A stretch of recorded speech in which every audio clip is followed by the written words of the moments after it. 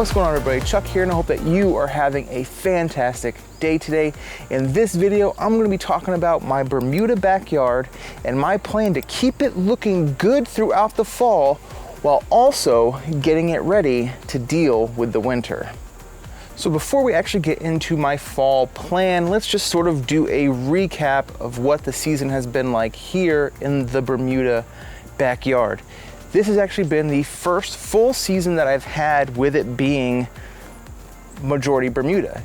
If you're new to the channel and you haven't followed up on anything else I've done back here, when we moved into this house, I had about a 1,000 square foot backyard, kind of where just past the slide, in front of the slide, up to the house was the original backyard. I purchased out to actually just pass beyond my fence, which was an old golf course. That golf course is now closed, but the majority of that was, there was a lot of weeds, but there was also a lot of Bermuda because it was a golf course.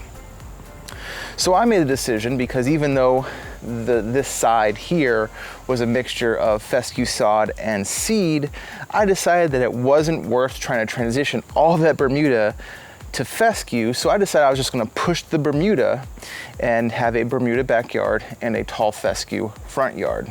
And I'll say that the plan has actually gone really well. This hill here was all fescue sod and seed, and I'll do a close-up here. You can see it is all Bermuda now. There are some weeds there, granted, but the plan to transition it to Bermuda has worked really, really well. So this has been my first full season with a big Bermuda backyard, and throughout the season it was looking really, really nice. I was maintaining the height of cut sub 1.5 inches. I was using the reel mower, but then I kind of got off using the McLean reel mower just because of time and all that kind of stuff. It just kept getting too long for me to constantly be reel mowing it.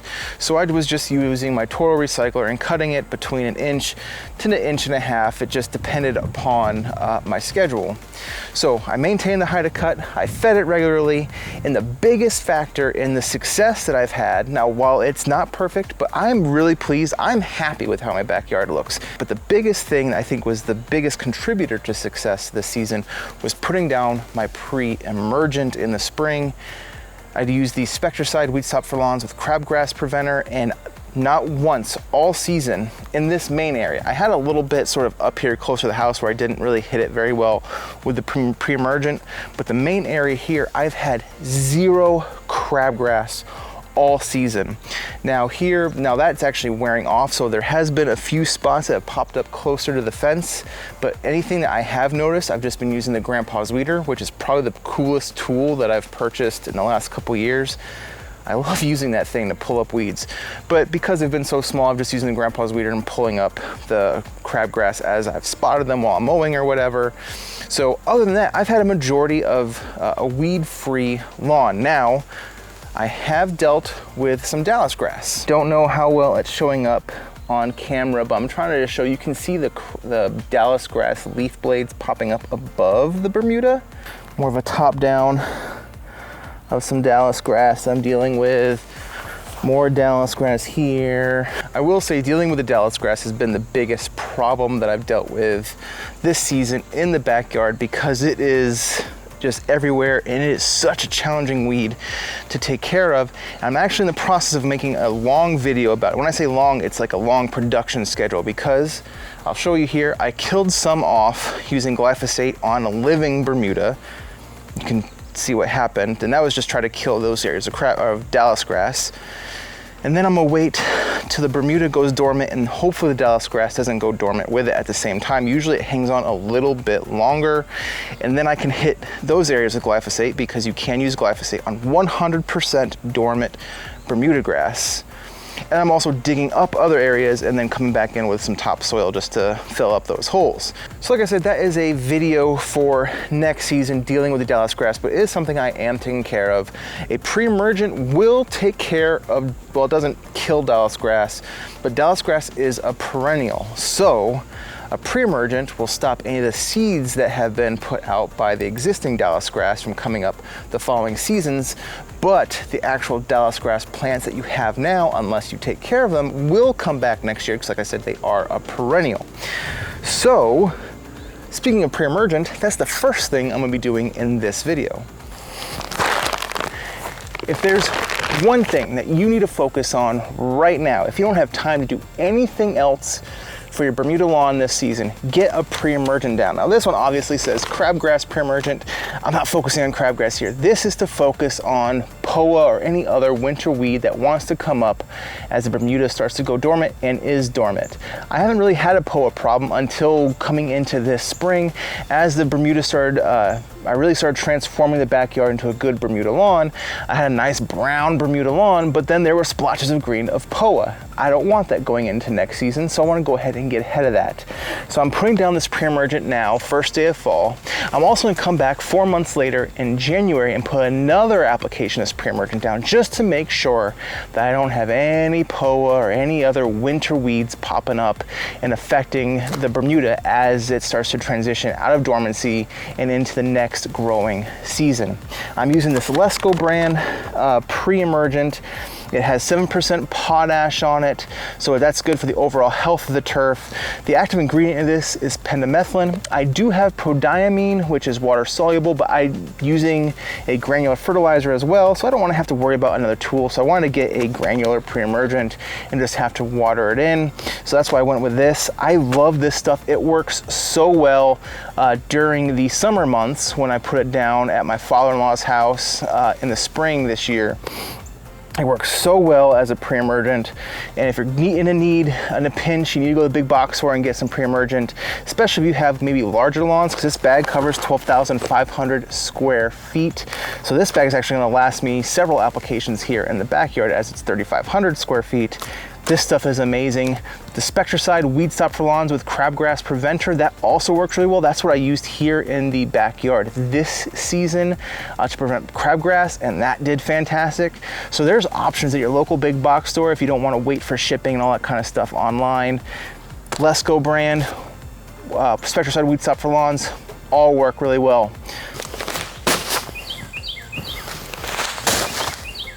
I haven't applied a granular fertilizer in a long time, July of 2021, as a matter of fact.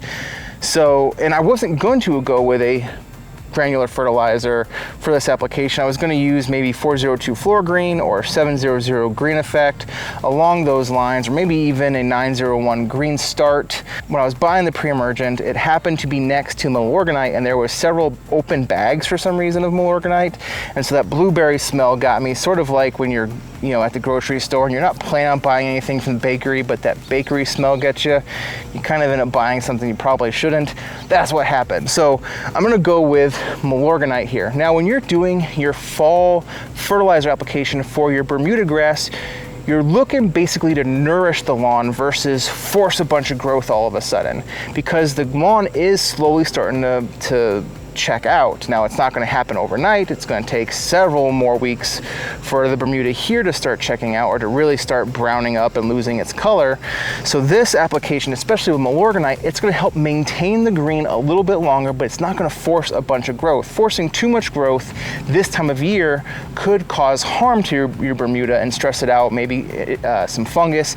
It may even weaken the root system, where here we're trying to build up the root system, so that way as we get into those colder months, you have those frost freezes and snows, you have nice, healthy, thick roots below the surface that can handle that temperature drop. So that way when we come out of the spring when we come out of winter into spring, you have nice, strong roots to get some really good Bermuda growing in the early part of the growing season. So here are a couple more things for you to consider if you have a Bermuda lawn and you're going into the fall months and you're specifically in a transition zone. If you're down south, your season doesn't really change all that much. You get some cooler temperatures, but for the most part, it kind of stays the same most of the year. But especially here in the transition zone where we have frost and freezes, first look up your anticipated first frost date.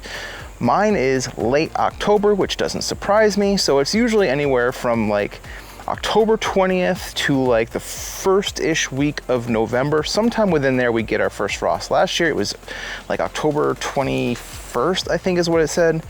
And that's exactly what happened. So look up your first frost or freeze date. For your height of cut when you're mowing, you can maintain it for another couple weeks, mowing at whatever height of cut it is.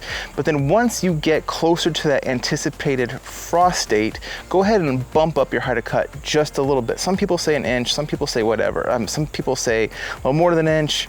It's just bump it up a little bit, because what that's going to do is it's going to insulate the root zone in your over winter. So when you do get that first frost and you get those freezes or whatever, while your Bermuda goes dormant and you have this brown lawn, down below your roots are still alive, and having that added insulation from the frost, the freeze, potentially snow, your root zone can just have a little bit added layer of protection. So over the course of the next several weeks, go ahead and bump up your height of cut. Now for watering, you want to go ahead and start toning down your water, because as temperatures cool, your Bermuda doesn't need as much water because it's not evaporating as quickly. So you can, if you're watering 3 times a week, maybe do 2 times a week. Don't change the time on it, but it just needs less water. So if you're giving 1.25 inches every week, cut down to 1 inch or something like that. That's actually what I've done back here, especially because I haven't been watering at all for the last 2 weeks since I've done my overseed, because all my sprinklers and all my hoses are dedicated to the front yard watering the overseed. So the only time I have been able to water has been at night, which I know some people don't like it when you water at night because it apparently causes disease and fungus and all this kind of stuff. If that happens, I'll deal with it. But putting the sprinklers out at 8 o'clock at night, sitting on the patio with my wife, just enjoying the evening cool temperatures, listening to the sprinkler has been actually quite nice. So I'm liking it, but that's the only time I can water, and you have to water based on your schedule, right? So cut your watering back a little bit. It doesn't need as much as it did during the heat of the summer. Other than that, you're rocking and rolling. You're actually going to start spending less time out here because it's not going to need as much. It doesn't need as much fertilizer because it's not growing as vigorously, so it doesn't need as much nourishment to keep growing. So you're fertilizing less, you're watering less, you're mowing less as your season starts to wind down. So just enjoy that time doing other stuff, whatever that may be. Just watching football on Saturdays. That's what I'm looking forward to.